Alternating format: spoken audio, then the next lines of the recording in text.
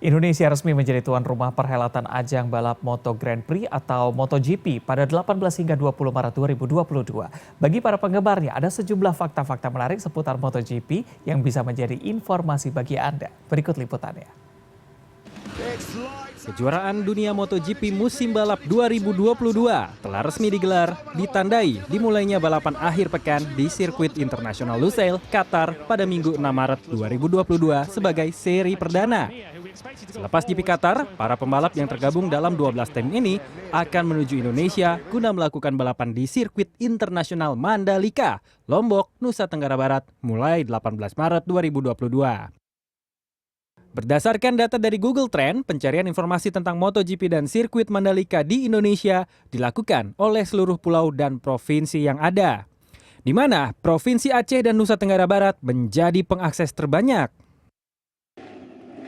Tim liputan CNN Indonesia telah merangkum sejumlah fakta menarik dari data yang ada seputar MotoGP 2022 yang bisa menjadi informasi bagi masyarakat dan penggemar MotoGP Indonesia khususnya. Pertama, dari 20 sirkuit yang masuk dalam kalender MotoGP 2022, terdapat 2 sirkuit terbaru yang diikut-sertakan. Di antaranya adalah sirkuit Kimiring yang ada di Finlandia dan sirkuit Mandalika di Indonesia. Kimiring International Circuit sebenarnya sudah masuk dalam kalender balap Grand Prix 2020 lalu. Namun, karena adanya pandemi COVID-19, maka gelaran balap MotoGP di sirkuit tersebut mengalami penundaan selama 2 tahun, hingga akhirnya kembali masuk kalender balap 2022. Sirkuit Kimiring memiliki panjang lintasan 4,6 km dengan 18 tikungan. Yang kedua, sekaligus yang menjadi banyak perbincangan masyarakat Indonesia dan dunia adalah sirkuit internasional Mandalika yang berada di Lombok, Nusa Tenggara Barat. Sirkuit dengan panjang 4,31 km ini terpilih menjadi tuan rumah MotoGP, tepatnya pada seri kedua pembukaan musim tanggal 18 hingga 20 Maret 2022.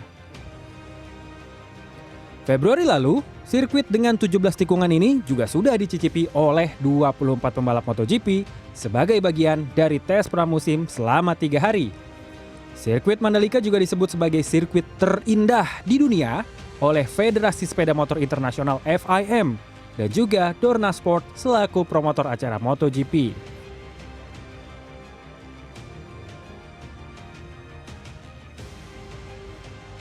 Tak hanya sirkuit baru, MotoGP 2022 juga menjadi momentum kenaikan kelas bagi 5 pembalap yang sebelumnya berada di kelas Moto2 dan Moto3.